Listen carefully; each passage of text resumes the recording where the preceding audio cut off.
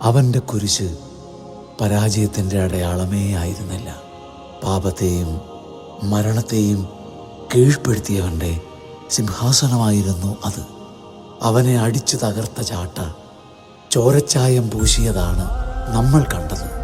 എന്നാൽ അത് അവനെ രാജകീയ പട്ടുടുപ്പിക്കുകയായിരുന്നു എന്ന് ആരറിഞ്ഞു?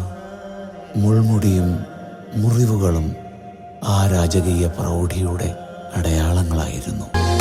ചോര പൊടിഞ്ഞു വാനം കാൽവരി മാമലേ, ശോണിത ശോഭയാ എൻ രാജൻ ക്രൂശതിൽ.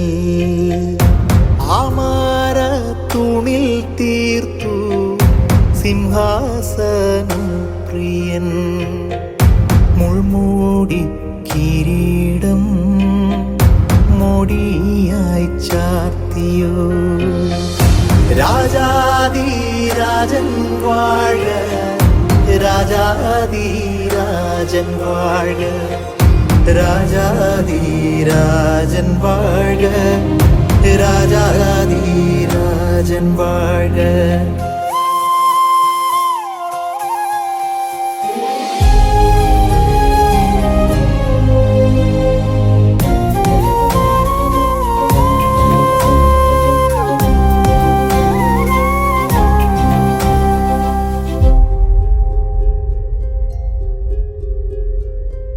തൂണ് ചേർത്തറ ചോര പാതാരേ ഭൂതലം, പാണിമേലാണികൾ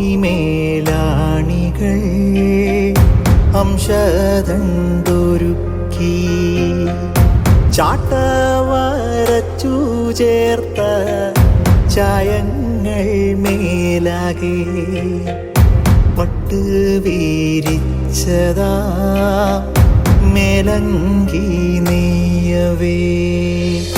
രാജാധിരാജൻ വാഴ, രാജാധിരാജൻ വാഴ, രാജാധിരാജൻ